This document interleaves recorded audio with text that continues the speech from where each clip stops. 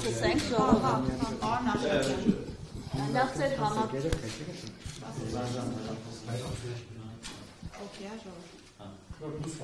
Ձեր թույլտվությամբ ես սկսեմ, հետո հարցերով նախ ուզում եմ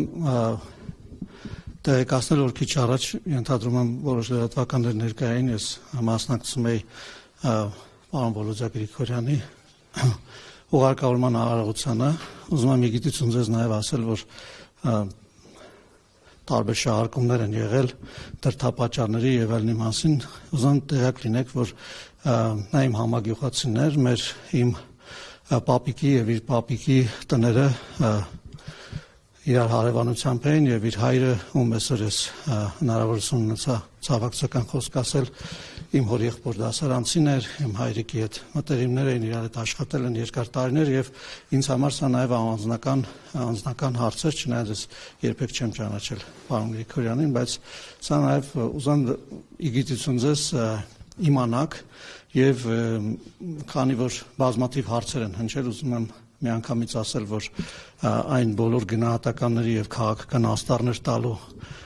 փորձերը ես կարծում եմ, որ ոչ միայն կոռեկտ չեն, այլ նաեւ իմ պատկերացրած բարոյական շրջանակներում չեն տեղավորվում եւ այսքանով կուզենամ, որ այդ թեման ամփոփենք եւ սպասենք, որ իրավապահ մարմինները իրենց գործը արագ եւ բարձր որակով կատարեն, մեր բոլորի սպասելիքները դրանք են։ Ես երկու բառով էլի։ Մի շարք էս վերջին օրերին հոդվածներ են տպվել տարբեր թերթերի, Հրապարակ, News.am, կարող եմ մտաբերեմ իմ անձի հետ կապված տարբեր բամբասանքներ եւ ստեր են տարածվել կապված նրա հետ իբր ես իմ ընկերների մասին ինչ-որ բաներ եմ խոսում գործընկերների, վարչապետի Ալեն Սիմոնյանի, Վահագն Ալեքսանյանի այլոց ուզում եմ որ News.am-ն էլ ուրիշ շարքում կա ուզում եմ որ դե ասացի որ մի քանի լրատվականներ ձեր հոդվածը դուք կմեջբերեք ես էլ գնահատականը կտամ ես էլ ձեզ ասում եմ ձեր հոդվածը կոնկրետ ձեր հոդվածը դուք կմեջբերեք ես էլ ձեր գնահատականը կտամ ձեր գրածի ուզում եմ որ մենք զերծ մնանք նման հերիրանքներից, այնտեղ նաև գնահատականներ կային իբր թե կանայք են փորձում ազգային ժողովի փոխխոսնակ դառնալ։ Ես ուզում եմ մի փոքրիկ պատմություն ձեզ պատմել սրա հետ կապված։ Ուզում եմ նախ ասել, որ իմ ազգային ժողովի փոխխոսնակ դառնալու հարցը քաղաքական որոշման արդյունք է եւ քվեարկությամբ է ընտրվել երկու մակարդակում, առաջինը կուսակցության վարչության մակարդակում, երկրորդը խմբակցության մակարդակում եւ խմբակցության մակարդակում քվեարկության արդյունքները դուք գիտեք, մյուսինն էլ արդեն գիտեք, քանի որ ինձ հնարավորություն է տրվել փոխոսնակի դիրքում ծառայել իմ պետությանը, ուզում եմ ես ձեզ ուղիղ ասել, որ ես մի քանի անգամ վարչության նիստին առաջարկել եմ, որ երկրորդ փոխոսնակը լինի կին տեխնացուն, նույնիսկ ինձ առաջադրելուց հետո եմ նույն առաջարկով հանդես եկել եւ մշտապես կողմնակից եմ եղել, որ կանայք տարբեր տեղեր ներգրավված լինեն իմ ելույթներից դուք կարող եք տեսնել տարբեր տեղերում իմ քաղաքական եւ հասարակական գործունեության մեջ դուք դա կարող եք նկատել, ավելին ասեմ, դա ինձ համար ոչ միայն քաղաքական կամ հասարակական գործունեության հարց է, այլ նաև ընտանեկան եւ անձնական հարց է եւ ես իմ ընտանիքում անձնական կյանքում նույնպես առաջնորդվում եմ դրանով համոզված լինելով, որ մեր հասարակությունում կա իրական խնդրեմ եւ այդ իրական խնդրեմը այն է, որ մենք իրավունքների հավասարության խնդիր ունենք բոլոր տեղերում եւ մեր պատկերացումների մեջ, մտածումների մեջ եւ ես մշտապես հիմա էլ հետագայում էլ փորձելու եմ այնպես անել, որ որևէ խտրականության խնդիր չլինի մեր հասարակության մեջ, բոլորը իրենց դերում, իրենց տեղերում, բայց նաեւ հաշվի առնելով իրողությունները, որոնք առկա են մեր հասարակության մեջ։ 30,000 դրամի պատճառով չեք մասնակցել ԿՊ։ Հիմա Դուք 30,000 դրամի պատճառով չեք մասնակցել ԿՊ համագումարին։ Նախ ուզում եմ տեղեկացնել, որ ընդհանրապես կանոնները համագումարին մասնակցության տարբեր այլ կանոններ սահմանվում են քաղաքացիական պայմանագրի համապատասխան որոշումներով եւ այդ որոշումները բոլորի համար են։ Ես իմացել եմ, որ նման որոշումներ կան կայացված, ես իմացել եմ իմ պարտավորությունների մասին, մշտապես ես իմ պարտավորությունները կատարել եմ եւ այն ինչի մասին որ դուք խոսում եք, դրա բարձրաբանումները տրվել են, ավելորդ անգամ ես չեմ ուզենա դուք գիտեք, որ ես Չինաստան այցելության եմ եղել այդ ժամանակներում եւ չեմ ուզենա, որ մենք տեխնիկական դետալների մեջ մտնենք, ընդհանրապես կուզենամ ասել, որ որևէ քաղաքական խնդիր ես այդպես չեմ տեսնում, զուտ տեխնիկական խնդիրներ են, որոնց մասով գնահատական էլի եմ ասում։ Տրվել է եւ նորից եմ ասում, տարբեր Փաշինյանի ես ճիշտ ասած իմ մոտ տպավորություն կա, որ հարցը տալիս եք, եթե չեք լսում։ Ես բավականին Ֆարաջանի հարցինի պատասխան մանրամասն նկարագրեցի, որ այդտեղ անձնական որոշումներ չեն ընդունվում, կան կարգերի որոշում, ոչ մի վիրավորական բան այդտեղ չկա, եւ նորից եմ ասում, այդտեղ որևէ վիրավորական բան չկա, ավելին ասեմ, մեր հասարակությունը, մեր կուսակցականները պետք է ուրախ լինեն եւ համոզված եմ, որ ուրախ են եւ հարգում են բոլոր այն որոշումները, այդ թվում նաեւ ես հարգում եմ բոլոր այն որոշումները, որոնք որ կայացված են եւ նորից եմ կրկնում, այդտեղ որևէ քաղաքական հարց չկա, որևէ մեկը որևէ մեկին ոչինչ չի արգելել, կա կարգին հետևում են, որևէ բան չկա, այսինքն անձնական, քաղաքական, այնտեղ մեկը գրել էր բանը Փաշինյանի սև ցուցակումը, նա սև ցուցակներ մենք չենք պահում։ Սև ցուցակներ պահում էին նրանք, ովքեր ձեզ հայտնի են, եւ այդ տիպի խոսակցությունների մեջ իհարկե ես չէի ցանկանում մտնել, ուղղակի այնքան աղում կա բարձրացել, որ հարկ համարեցի սրա մասին խոսել։ Հիմա նեղվածություն չկա։ Բացարձակ շրջան, ինչ նեղվածություն պետք է լինի։ Մեր ընդունած որոշումներն են, բոլորս հետևում ենք, ես խնդիր չեմ տեսնում որևէ։ Չինաստանում է, բայց հիմա գումար փոխանցումը կարելի է նաև առանց երկու գործարարում է։ Հարգելի գործընկերներ, ես նայեք, ասում եմ, խնդիրը որն է։ Հարգելի գործընկերներ, խնդիրը նրանում է, որ մենք կուսակցությունների ֆինանսավորման մասին օրենքները այնքան ենք փոխել եւ բարձրացրել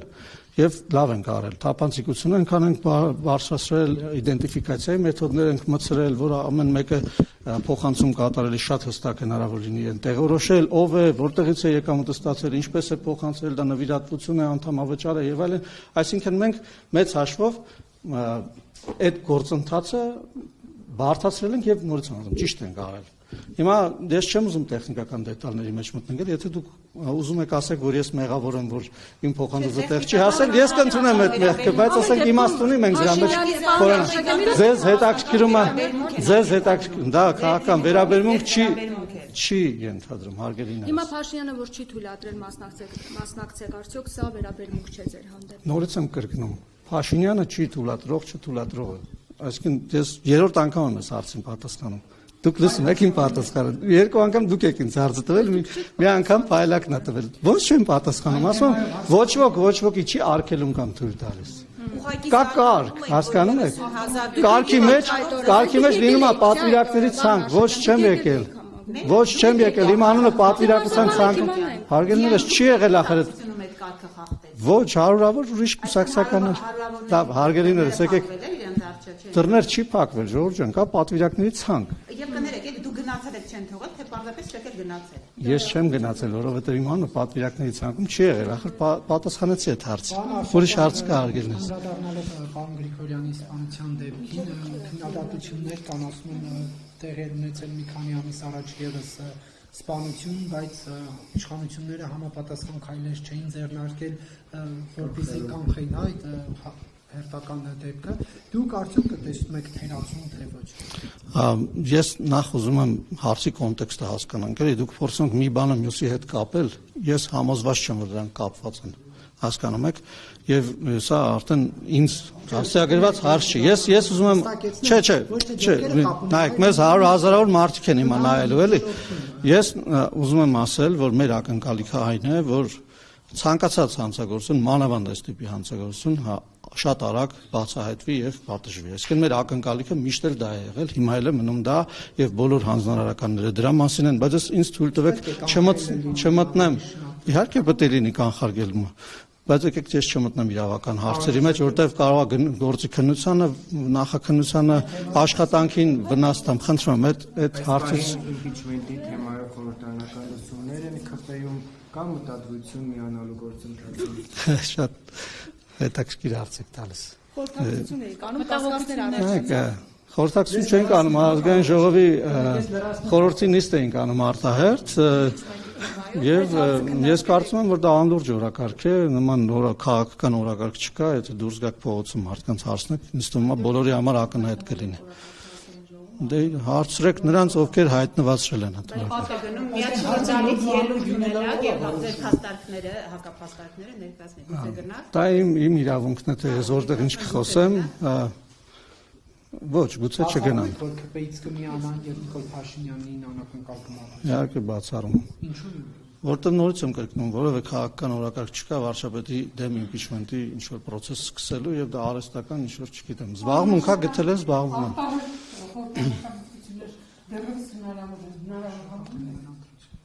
Ոչ, հնարավոր չեմ համարում։ Չէ, օրենսդրությամբ չգիտեմ, բայց մենք քաղաքական որոշում ենք ընդունել եւ դրա մասին հայտնել ենք հանրությանը, որ չենք պատրաստվում խորհրդարանական արտահերթ ընտրությունների գնալու, պատրաստվում ենք հերթական ընտրություններ գնալու։ Իսկ օրակարգի լուրջ կամ անլուրջ լինելը կներեք ով է։ Հա, որոշում է հանրությունը, նորից եմ ասում, եթե քաղաքական օրակարգ փողոցում չկա, այսինքն մարդկանց կամքը չի արտահայտում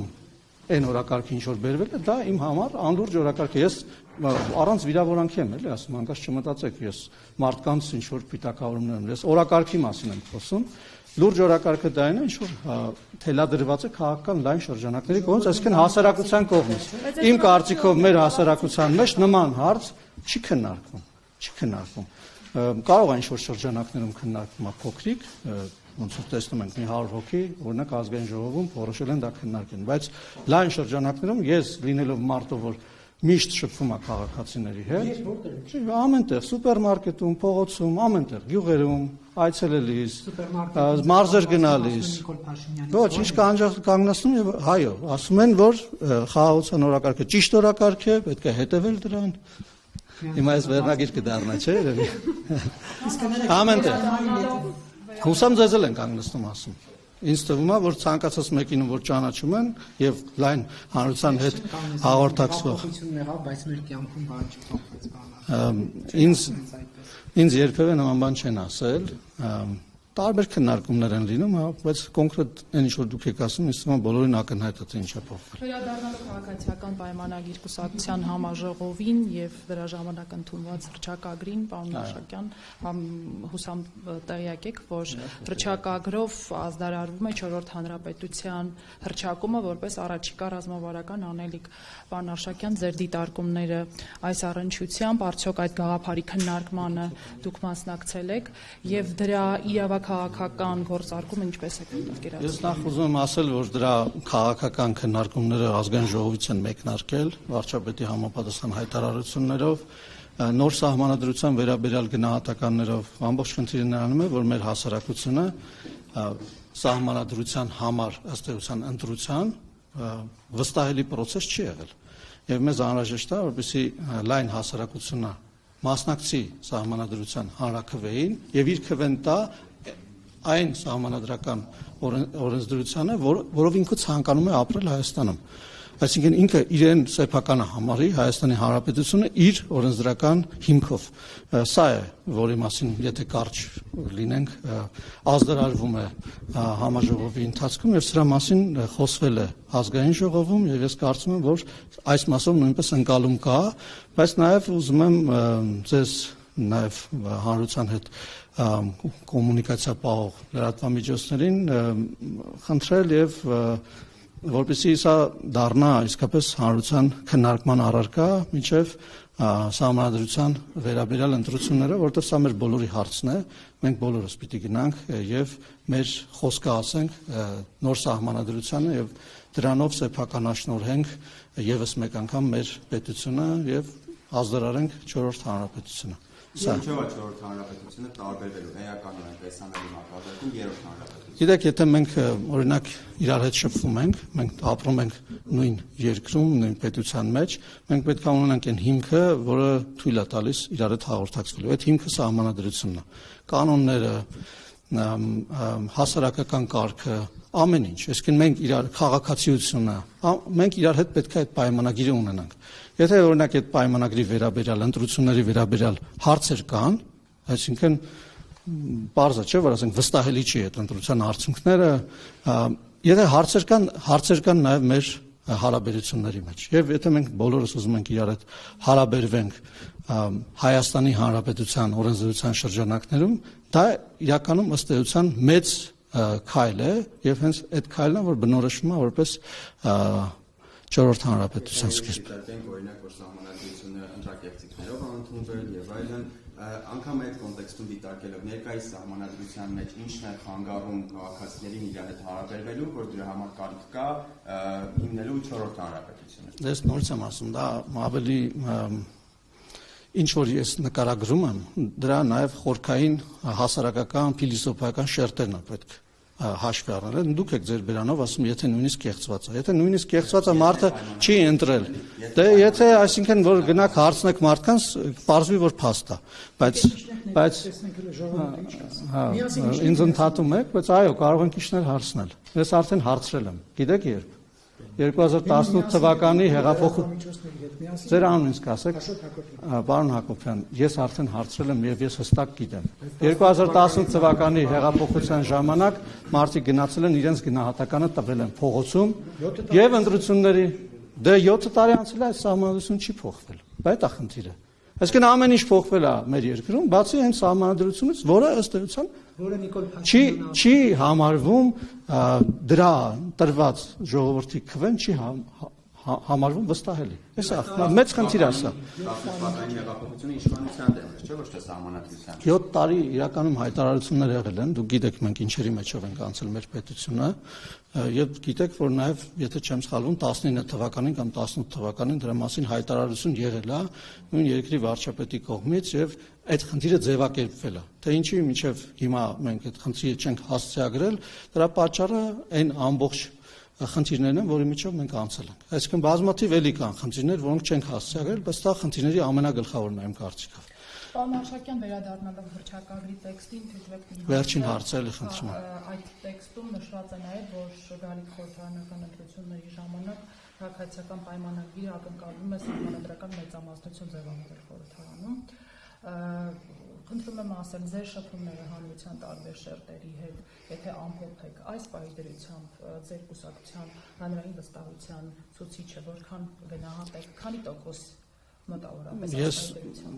իհարկե կդժվարանամ որևէ տոկոս ասել, բայց կարող եմ ասել, որ խաղաղության օրակարգը եւ այն քաղաքական օրակարգը, որը քաղաքացիական պայմանագիրը տանում է առաջ, լայն վստահություն ունի մեր հանրության շրջանում։ Այսքանով բավարար ենք։ Շնորհակալություն։